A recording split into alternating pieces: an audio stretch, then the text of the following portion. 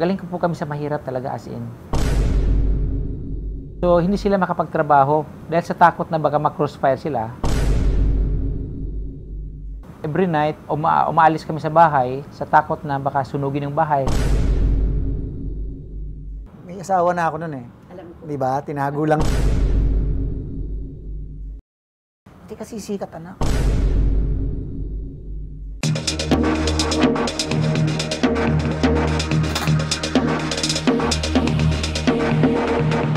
Magandang araw Pilipinas at sa ating mga kababayan sa ibang bansa. Welcome to TikTok with Aster Amoya. Sa araw nito mga kaibigan ay isa na naman pong special na celebrities ang ating makakakwentuhan. Ang isa ay totoong talagang anak-anakan ko nung pumasok ito sa showbiz, action star. At syempre ang isa, bago kong anak-anakan, a working mayor ng Nunungan sa Lanao del Norte. Mga kaibigan, it's my pleasure to welcome Jerry Craval and Mayor Marcos Mamay.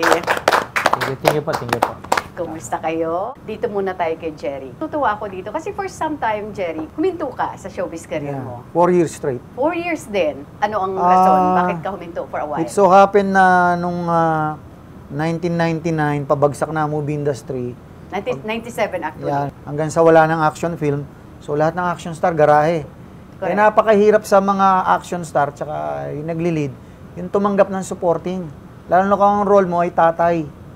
Eh, nauso yung mga alam mo naman ang pelikulang Pilipino, youth-oriented, laging love story, love team. Hindi, saan naman kami lulugar doon? Unless tumanggap ka ng role na tatay. Hindi ako tumatanggap, kahit anong role. Tatawagan ako, Jeric, pwede ka ba dito, tatay ka yan? Hindi ako tumatanggap. Ba, naisip-isip ko, kinukwenta ko yung mga pinalampas ko. Sabi ko, hindi na ako pabata. Dami kong pinalampas na sweldo. Tapos, nakita, baka mamaya mahirapan akong bumalik. Nung ginawa ko yung pelikula kong Manila's Finest, naging regular ako dun sa Deal or No Deal. Kita ako dun sa Deal or No Deal, binigyan ako ng rom-com. Yung rom-com namin ni Pokwang, We Will Survive. Tuloy-tuloy na. Hindi na ako nabakante. Nabakante rin ako ulit. 2 years straight. Yung pandemic. May get 2 years, yan. oo, di ba? So after pandemic, ayan, sunod-sunod na. You signed up naman with Viva. Yan, hindi rin ako nababakante sa kanila. Pag wala akong serye, may movie naman ako sa Viva. Mga kaibigan, let me share a little background about Jerry Craval. I was working with Octo Arts Films at that time. Every day, meron po akong isang tambak niya ng newspapers, tabloids, magazines sa mesa ko. So every morning po yan, before I start my day, I scan, I read kung may kailangan basahin, di ba? Pero yun ang ko kasi I was in charge of ad prom ng Octo Arts at that time. Nakikita ko yung bongga. At that time, it's a tabloid. May isa pong spread, ibang klase, bagets, di ba? Naka-ponytail pa, naka-sando na white, jeans, naka-maong, pants. Ibang klase ka ako ang niya. Basta pagkakita ko ng picture niya, nagulat, agad ako tumawid sa, lang naman ang adjacent lang yung kwarto ko at saka kwarto ni Boss Orly, Orly Ilacad ng Octo Art. Sabi ni Boss Orly, okay yan Sabi niya ni Boss Orly, sabi niya, papuntahin mo nga dito. At that time, ang nito, Lili Milan. Hindi pa, hindi. Ang nito, ang entertainment editor ng Bongga, Si director Arman. din ngayon, writer-director na si Arman Reyes. Hindi, Ito, di ba? Arman. So, tinawagan ko kaagad si Arman. Sabi ko, kumadre ko yan Sabi ko, sino to? Kaya, bakit kumadre? Sabi ko, pwede mong dalhin sa opisina. Sabi ko, gano'n. Sige, the next day, ng hapon, dumating sila. Kasama pa nito ang dati niyang manager na si Lito, diba? Si Direk Willie Milan, and of course, si Arman Reyes. Yun ang simula. At that very moment, bida na ako. Galing. Ang unang-unang pelikula ko, bida kagad. Na napakadalang mangyari sa isang nag-aartista. Nag-shooting na ako ng ng Primitivo Ebok Ala. Okay. And then it so happened, nag-shoot din yung Valentin Sapanta, alias Ninong. Ang sabi, isama niyo rin dyan si Jerry. Oo, parang as introducing. Yan, oo. oo. Yun, ganun. Ganun ka Nice. Kasi at that time, superstar na ang Robin Padilla ng Viva. Made na siya. Made na siya talaga. Wala kami noon.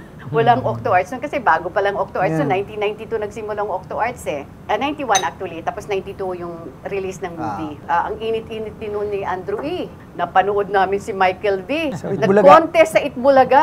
Contestant ng Itbulaga sa isang rap contest. Kasama si Lady Diane. Hindi pa si Lady Diane ang pangalan nun.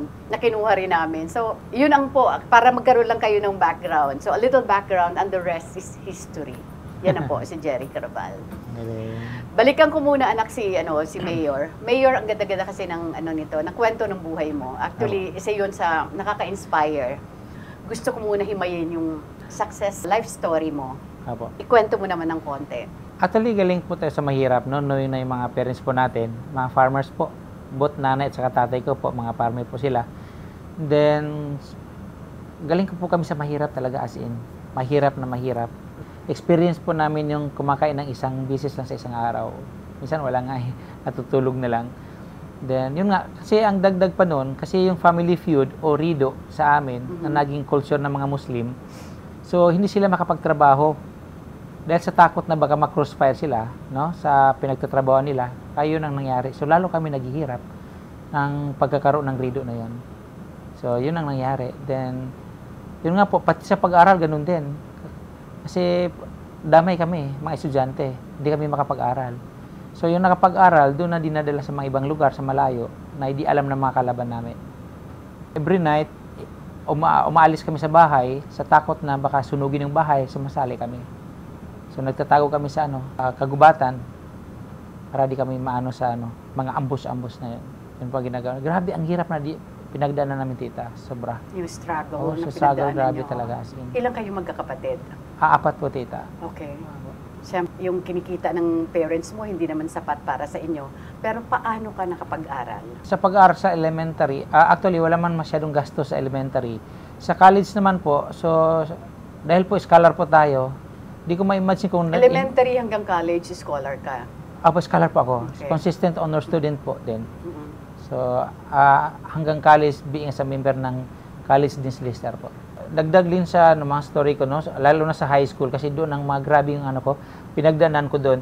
I was in second year high school when my dad came to our school. Pinuntahan ako, so pauwi na ako kasi wala daw gastos. So, umiyak lang ako. Sabi ko, sayang naman. Honor student pa naman ako, tapos uwi ako.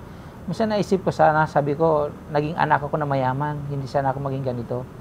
So, papauwi sana ako ng tatay ko. Sabi ko, ayoko na lang siguro. So, di ako sumama sa tatay ko. Yung galit siya, sabi niya, kung di ka uwi... Nasa Maynila ka nun? Hindi, sa Lanao po nag-aral Lanao, nun. okay. Tapos sabi niya, kung hindi ka uwi, so bahala ka na. So, wala ka ng gastos. Ang nangyari nun, yung kapatid ko rin naman, yung pinakapanganay sa isang ina, kasi dalawang mag-ina eh. Dalawang asawa ng tatay ko.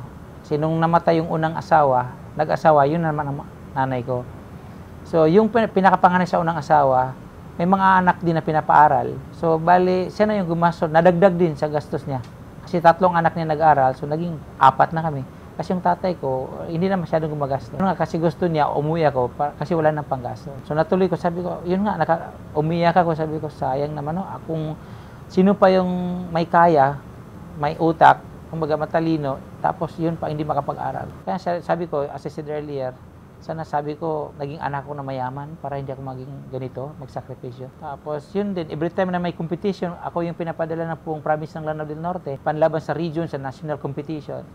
So yun nga, kung hindi dahil sa school, na nag-sponsor sila ng mga expenses sa pagsasali ko ng mga competition, so wala po mangyayari. Pasok ko ng college, scholar po tayo. So mayroon po akong 3 scholarship. So at the same time, working student po ako sa school. So while nag-aaral, nagtatrabaho po ako as working student, office assistant po, student assistant, hanggang nakatapos po ako. Ikaw, Jerry, bago ka nag-showbiz, give us a little background naman, paano ka nagsimula? Simpleng estudyante lang sa Pampanga. Lumaki kasi ako sa Florida Blanca, base Air Base Block. Doon ako nag-high school, doon ako nag-elementary. Nagkuleyo ako ng Guagua, Pampanga. Tapos nangarap ako maging recording artist at that time.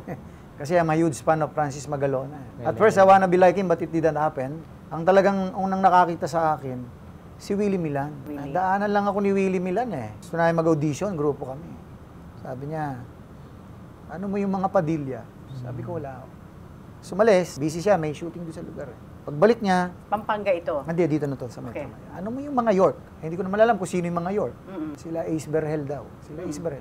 Gusto mo ba mag-artista? Okay lang, oh. Pwede kang action star. Ako nag-build up kay Sonny Parson. Ako nagpasikat kay Ronnie Ricketts. Ako nagpasikat kay Robin Padilla. Sige po. Hindi naman ako naniniwala dahil payat lang ako nung araw eh. Saka, alam mo naman yung forma ng rapper nung araw, yung may malaking kwintas dito. Hanggang sa, kakilala niya nga yun si Tito Arman. Sila, sa Double M Production yata, nalimutan ko na. Sinama pa ako doon para makita lang yung screen test. Tawag, ba, pwede raw akong action star. Hanggang sa yun, tumakbo yung panahon, nakita nyo nga ako, yun. Ayun na, tuloy-tuloy na. Ang pag-artista ko, ang bilis ng pangyayari eh. Unang pelikula ko, bida ako kagad, tapos tuloy-tuloy na, tuloy-tuloy.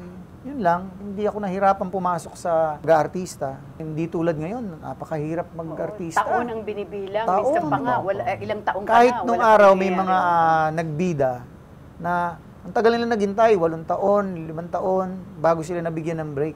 Mayor, okay, ang maganda nito is, like what you said, nagmula ka sa mahirap na pamilya, Apo. hindi naging balakid yon, maging isa kang successful. Ang daming nabago sa nunungan. That time, wala namang nakakaalam ano ba yung nunungan. Actually, knowing the fact na ang nunungan kasi had been deprived for peace and development, no? Yun po ang pinakamalaking concern namin doon. Kasi yun nga, sinasabi nila, ang nunungan kasi dati, nung hindi pa ako pumasok ng politika, kasi pumasok ako 2016. So before noon, kung sinasabi nga nila, kung hindi mo nakita ang impyerno, punta ka ng nunungan, yan ang tunay na impyerno sa mundo. Oh. Opo.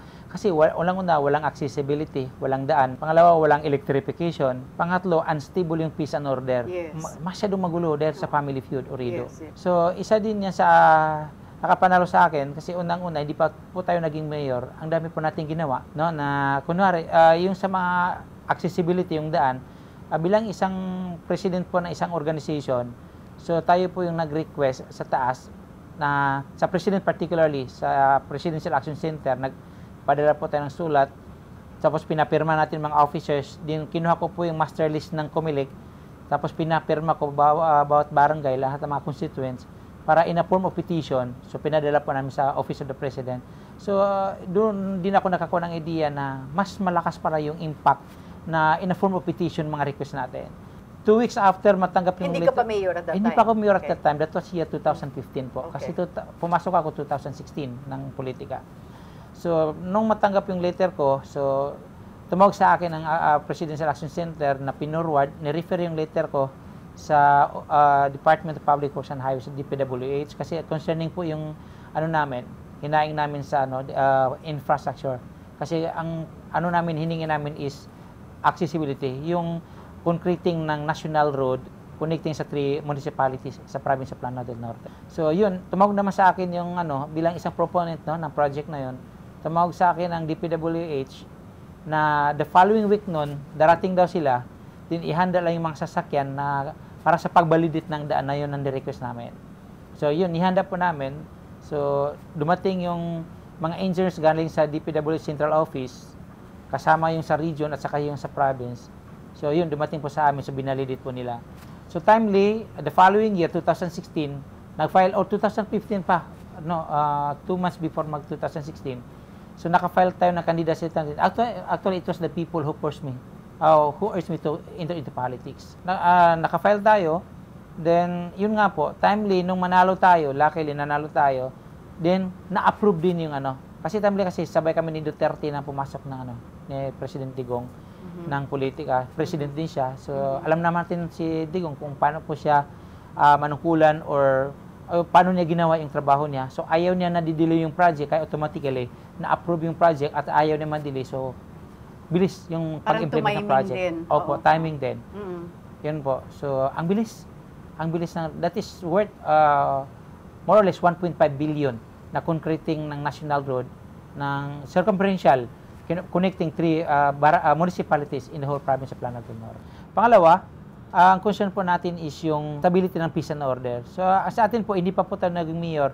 Tayo po, isa po tayo sa nagsisitol ng mga family feud. So, tinatap po natin yung provincial leaders natin, particularly sa mga di pa family kasi hawak po ng Lanao del Norte, sila yung governor, congressman. So, kaya nga I would like to take this opportunity na pasalamatan din sila kasi napaka-aggressive po nila na sumuporta po when it comes sa mga family feud. So, to mention po, kay Governor Anging Quebra sa Dimapuro, sa kay Congressman Abdullah Babi Dimapuro, sa kay Kali Dimapuro. Yun yung ngayon, current na si Congresswoman Amina Dimapuro. Yun po, napaka-supportive po nila. Kaya po, di po nasasayangan yung mga constituent ng buong province ng Lanao del Norte dahil po sa magandang panunungkulan ng mga Dimapuro family. So, yun po, dahil po sa kung wala sila, yung family feud na yun, kasi kinukurso po namin sa province yung mga problema po natin when it comes sa family feuds. From time to time, may sinisettle tayo ng family feud with the presence ni Provincial Governor Anging Quebra sa Dimapuro at saka mga dalawang congressman. Pangatlo pala, yung when it comes naman sa electrification. So, ang tagal kasi na walang electrification sa Nunungan. Isa po yan sa basic needs natin, no? So, hopefully, ma-realize po kasi kulang lang siguro 1 month or 2 months. Fully installed na po yung electrification sa municipality ng Nunungan. In fact, nandun na po yung mga post lahat. Wiring na sila ngayon. So, mabilis po. Binibilisan po natin kasi magkakaroon po tayo ng official declaration ng Mount Inayawan Range National Park as ASEAN Heritage. So, kasapi na po tayo 10 Asian countries na ASEAN Heritage po ang municipality of Nunungan. Wow, Opo. congrats. So, opo, it is not just a pride of Nunungan, not just a pride of Lanao del Norte, but buong Pilipinas na po yan. Kasi, imagine, buong Asia po yan. Gusto ko lang sundan, tita, yung sa Nunungan. Kasi I've been there eh. Yes. Pag nakita mo yung Nunungan Lake, ay napakagandang lugar. At mayroon pang igaganda. So, when it comes naman sa tourism, no, I would like to take this opportunity na i-mention din kung ano yung mga potentials meron po tayo sa municipality of Nunungan. Mayroon po tayong 3 lakes, mayroon po tayong 4 na waterfalls, at saka may 5 caves po tayo. Din yung mga pinaka-famous po natin na wild berries or raspberry, wherein magiging wild berries capital po tayo sa buong Pilipinas soon. Hopefully po. Then again, yung Mount Inayawan Range National Park na ASEAN Heritage na po tayo ngayon. So, with the initiative ng former Congressman Abdullah Dimapuro, kaya na-approve po yung ASEAN Heritage po ang municipality of Nunungan. Pag sinabi mo, parang nakakatakot. How safe it is now to travel to Lanao, especially sa lugar mong Nunungan? Yeah, we would like also to clarify, no, kasi especially when they heard the word Lanao, what promptly comes to the mind of the majority is something magulo, something like that. So, yun po ang gusto namin i-erase, no, sa mind ng mga tao kasi naging mindset po ng mga tao na pag narinig yung Lanao, magulo, ganito. Magulo. Yan po. Actually, hindi po.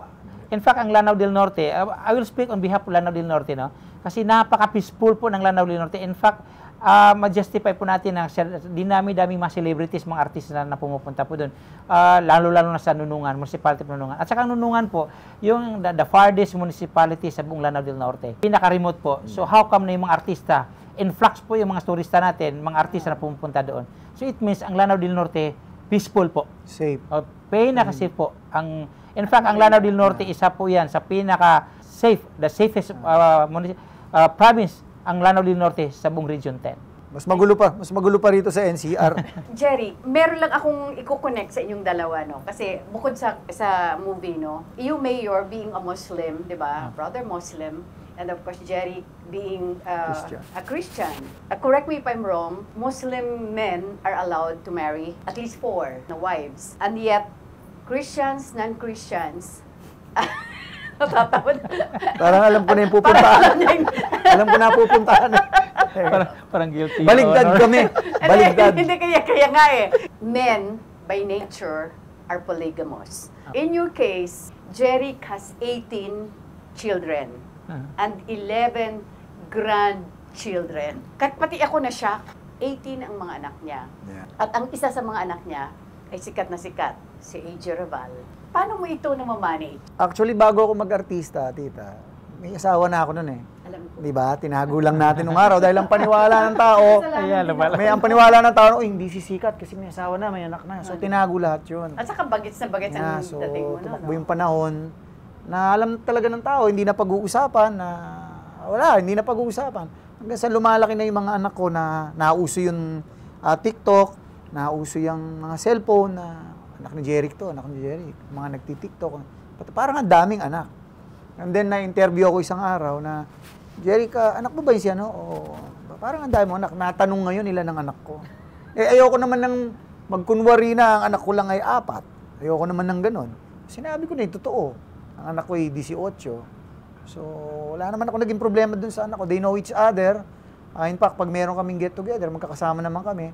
At kung ako'y wala, out of At town ako. ina-acknowledge mo lahat, Yeah. oo. Kung wala ako, out of town ako, nasa abroad ako, pag mayroon silang get together, magkakasama sila.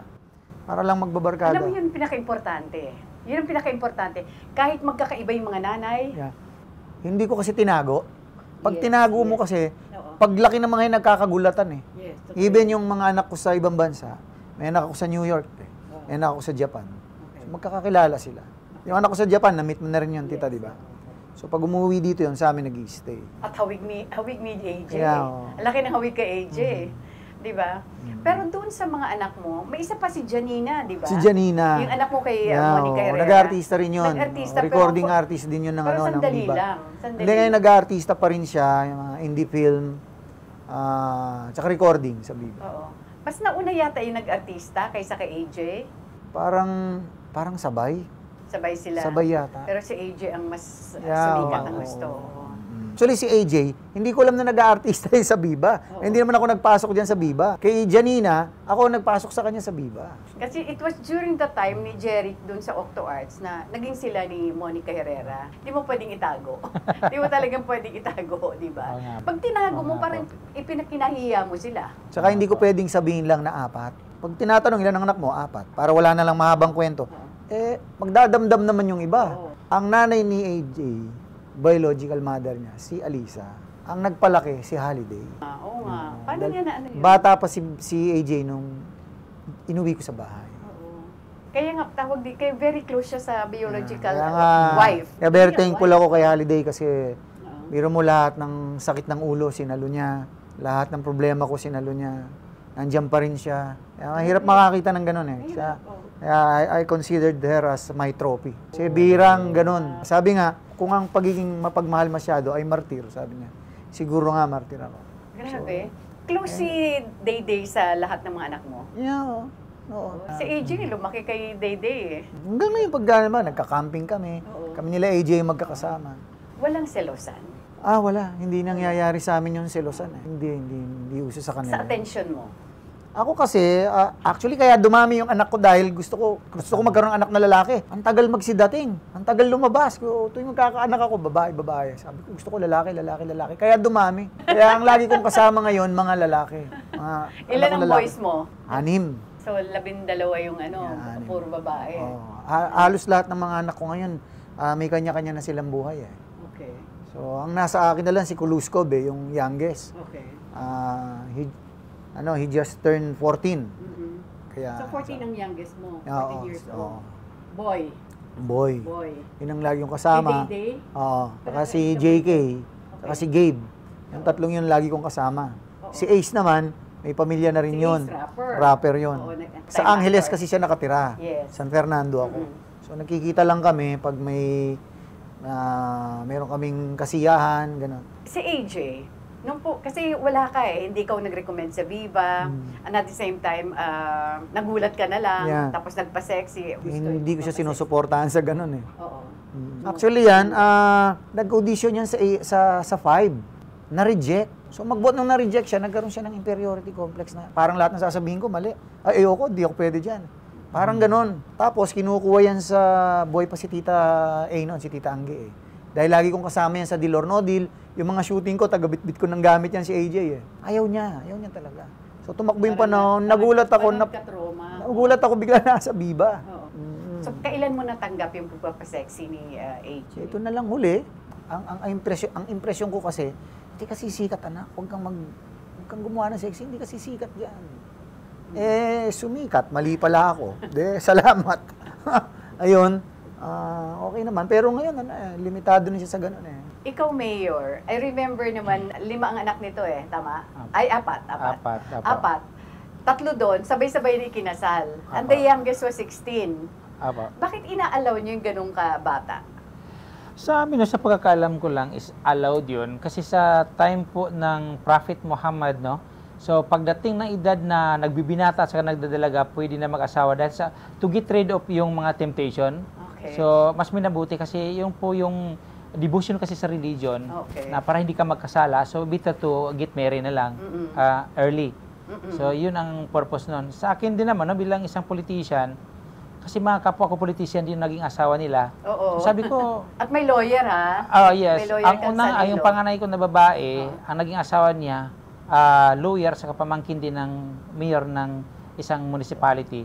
Yung isa naman, naging asawa ng anak din ng mayor sa isang municipality din. Yung pangatlo, yung pamangkin po ng Dimaporo, yung mayor ng Parang it's Sultan within the ano Opo, rin, di ba? yun po, Oo. sa buong Lanao din natin. Mga politician din. Oo. So sabi ko, kasi kung nag-usap-usap kasi yung ganun, so knowing yung edad nila, mga bata pa, then I realized na anyway, time will come that we will be able to reach na time na mag-asawa sila. So darating din doon, so why not i-allow nila para at least nasettle na din sila. Anyway, nagdalaga na sila, binata na din, which is pwede na. So anyway, pero hindi naman din namin pinapabayan kasi isa din sa mga rason, bakit ayaw mag-asawa na maaga, dahil daw, bata pa, at the same time, wala pang panggastos. Sa akin naman, hindi man sa nag-asawa ka na maaga, hayaan ko na kayo. Hindi. Suportado pa rin ako. Pinapaaral pa rin sila hanggang nakatapos So, sila. nag-aaral sila? Opo. So, graduating po yung dalawa ko ngayon ng college. Wow. Oo. Opo.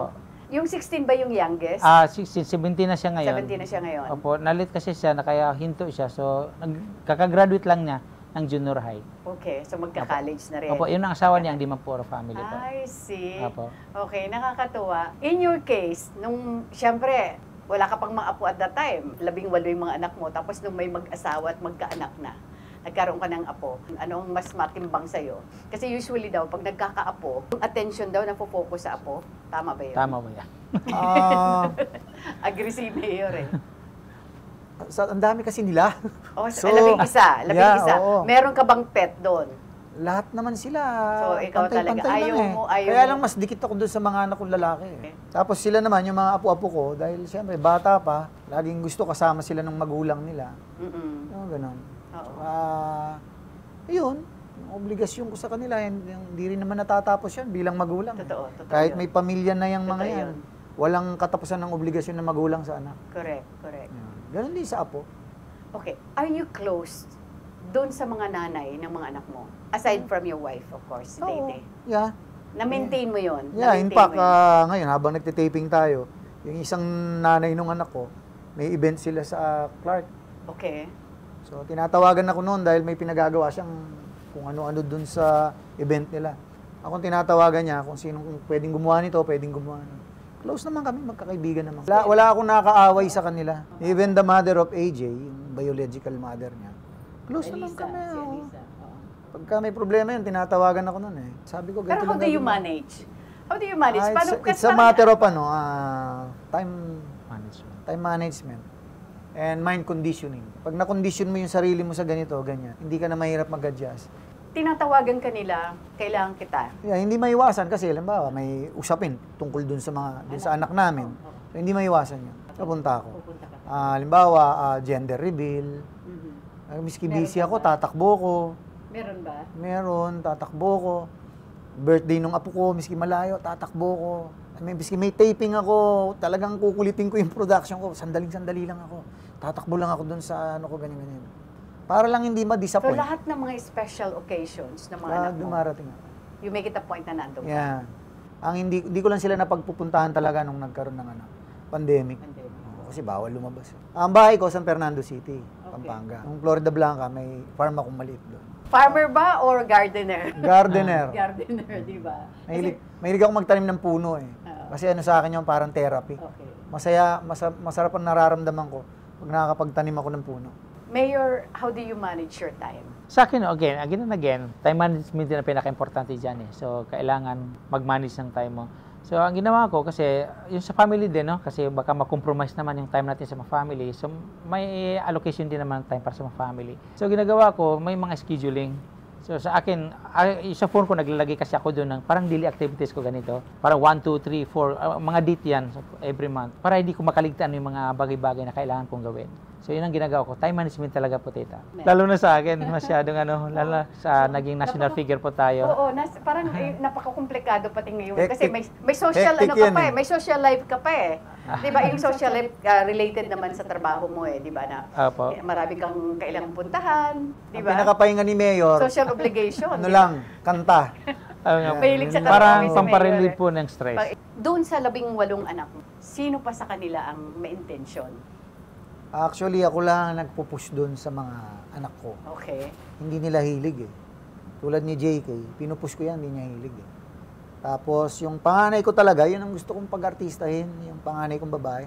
Ayaw talaga kahit anong tulak ko. Sabi ko, anak, yung iba, hindi alam paano makapag-artista, hindi alam sinong tamang koneksyon, sinong kakausapin. Eh, ako na nga ito, dali kitang ipasok. Ayaw. So, ako lang nagpo-push. Diyan kay AJ, ako rin. Tapos, ayaw na. And then, yun nga, nagulat na lang ako artista sa Viva. Yung bunso ko, baka. Yung 14 Yeah. na nag-aaral pa. Papagtapusin mo na Mahihain pa eh. Papagtapusin mo na muna. Kasi madali naman eh, di ba? Papagtapusin mo Tama na. Kasi minsan kasi, yung ibang mga bata, pag once na nakatikim na ng trabaho at kumikita na, Ayaw na mag-aral. ayaw na mag-aral. So, Tama yung po. papagtapusin mo na muna. Total, naandyan lang yan eh. Ah. Dalawa kasi yun eh. Bibihira kasi yung nasa showbiz ka na pinagpapatuloy mo pa rin yung pag-aaral mo. Oo nga Bibihira. Mabibilang mo sa daliri. Bihira. Yung iba ayaw na talaga.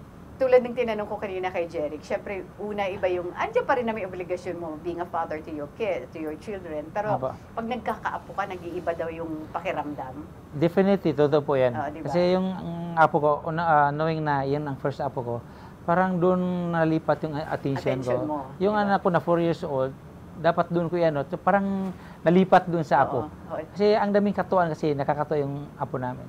At hindi nagsiselos yung bunso mo. Nagsisilos nga po at first. Mhm. Pero yun nga, I don't know kung ano ba, pagkaano no, naintindihan niya na yun pa, dapat niya mag-adjust. So, yung isang mong anak, yun ginuguro mo na sana mag-take over sa ano mo, if ever. Apo. Papasok din After sa ng term po natin. Yes, Apo. okay. Bakit nyo pinasok ang pagpuproduce? So, bago po tayo naging producer, no? So, I'd been into Actors Guild of the Philippines as an executive advisor po, no? Okay. At saka sa Showbiz Industry Alliance. So, kilala na po natin kung sino-sino yung mga nasa showbiz. Then at the same time, yung life story ko po, kasi for a series of guestings natin sa mga iba't ibang networks, sa mga stations, so napag-alaman po nila na kapili-pelikula po yung natin, story natin. So, they suggest na, why not make a movie? So, sabi ko, oo nga naman, no? So, tapos, yun nga, doon napunta yung attention ko. So, nag-produce ng movie, then, sino naman magpo-produce? Tayo, kasi unang-una is, life story natin yan. So, yun pang nangyari. So, diyan nag-umpisa. Then, hopefully, baka sunod-sunod na po yun. Bakit si Jeric Raval ang pinili niyo to portray yourself Okay. as Mayor Mamay? Unang-una po, tita, kasi si Jeric Raval is action star po ito. Then, ang na-highlight po kasi doon, no, sa movie natin, mostly yung mga about sa Family Feud Urido. So, may bakbakan, may putukan doon. So, alam natin si Jeric Raval, napaka-appropriate po sa role na yan. At the same time, naging PMA kaditi po tayo sa Philippine Military Academy. So, isa po yan. So, which is very appropriate din sa role ni Jeric Raval. Kaya siya po ang una napili natin. Jeric, anong pakiramdam na ikaw ang sininggle out ni Mayor to portray his character? Well, siyempre, masaya ako at saka parang isang karangalan ng gampanan ko ang buhay ng isang alkalde. At maganda naman ang naging buhay niya, very colorful. Mula sa baba, nag-umpisa, pataas, naging public servant. Hindi ako nagdalawang isip at tanggapin agad tong project na to. And beside, first time kong gaganap ng mayor. Ang dami mo nang pinortray na mga... Most of my movies are hoodlum stories. Yes, hoodlum stories. Pero totoo. Yeah. Totoo, di ba? Pero ngayon ka lang na parang good boy, kumbaga yung... Doon ako nakilala yung mga Oo, hoodlum stories eh. Oo, yes. Pero Yeah. this time na politician, Yeah. kumbaga good image, yun ang di ba, na parang iba. Ano ang preparation na ginawa mo? Especially, you're portraying a true character. Una, oo, ang pinaghandaan namin dito, paano yung kilos ng, yung kultura nila. Kasi, nung pumunta ako doon, ang kultura, iba eh. Bawal makipagbeso-beso sa mga kapatid nating Muslim ba? Yes. Hindi tulad dito. So, maraming adjustment, marami ring preparasyon. Challenges. Apo. Oo, marami ding hamon. At yung pagsasalita ng lingwahe nila, medyo hirap din. So, pinag-aralan mo rin Yeah. yun. Yan, din lang ang mga adjustment ko. Tapos yun naman mga action.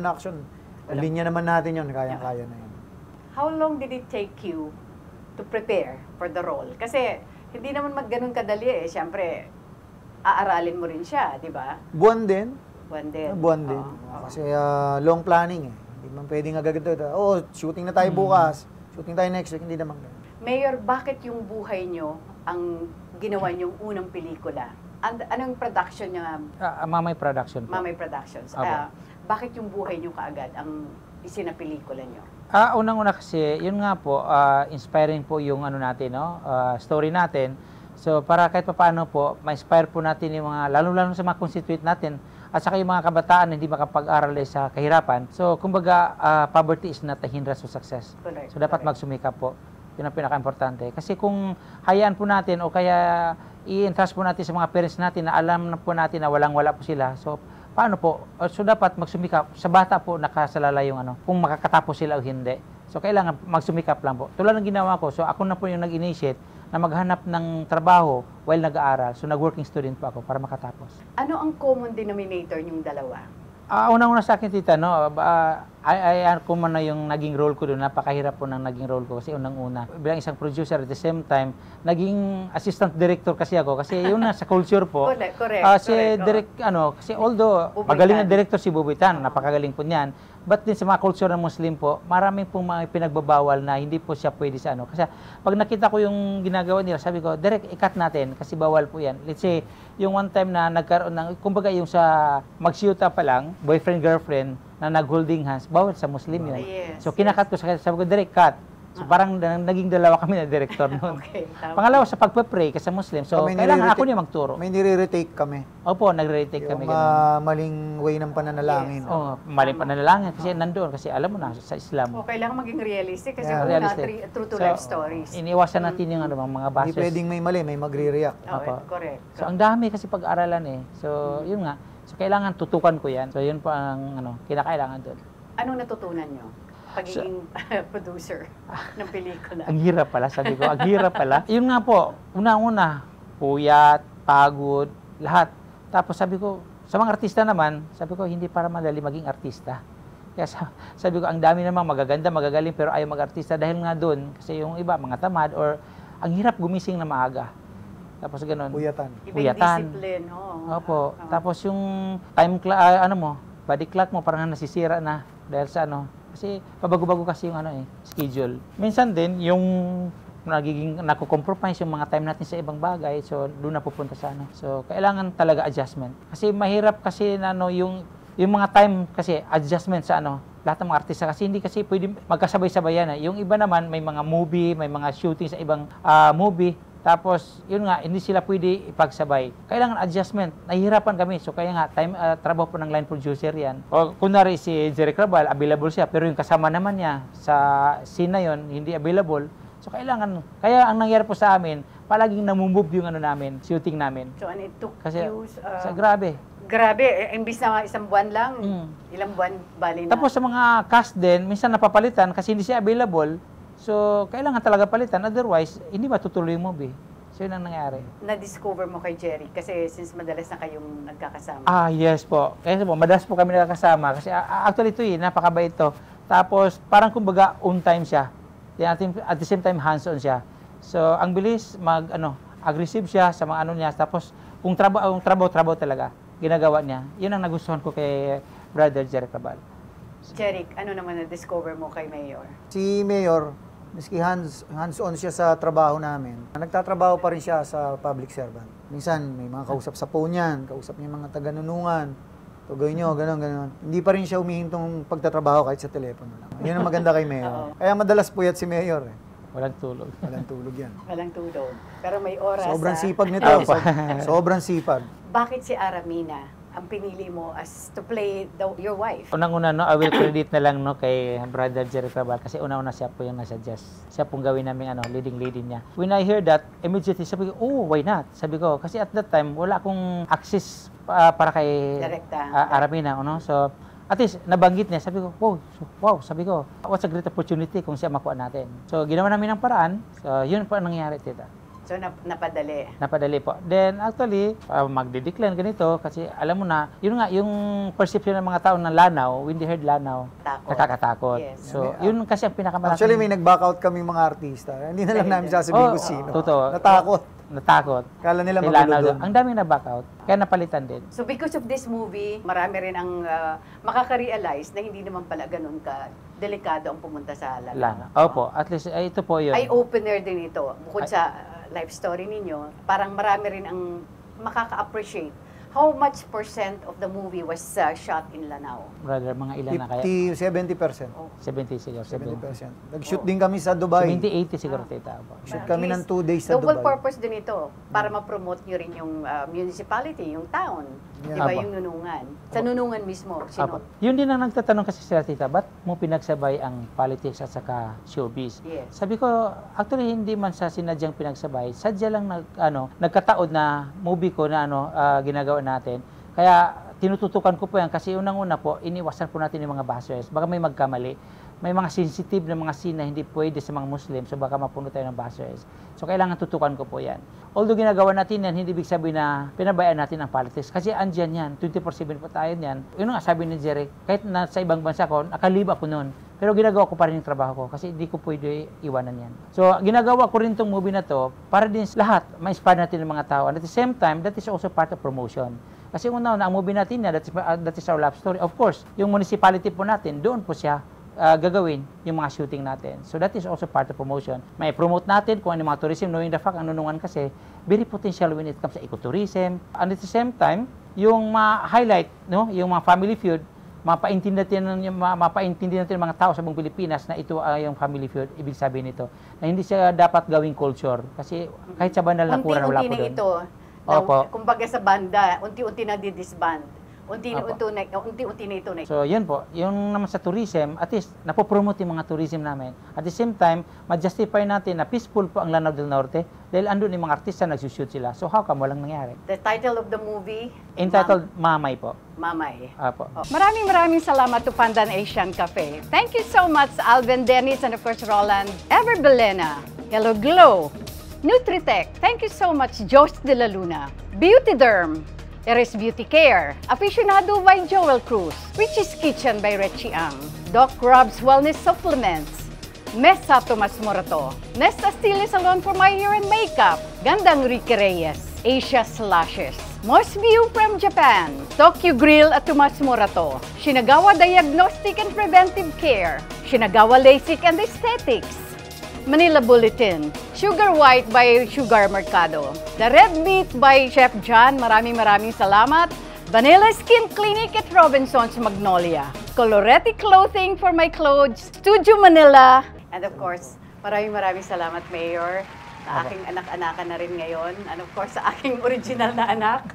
Maraming salamat po, tita, sa station ninyo, sa invitation na to. This is an opportunity na malaking opportunity po na makapanayan po ninyo. Maraming salamat po. It's my honor, Mayor. With that, mga kaibigan, maraming salamat. Hanggang sa muli, dito lamang po sa TikTok with Aster Amoyo. Bye for now! Thank you.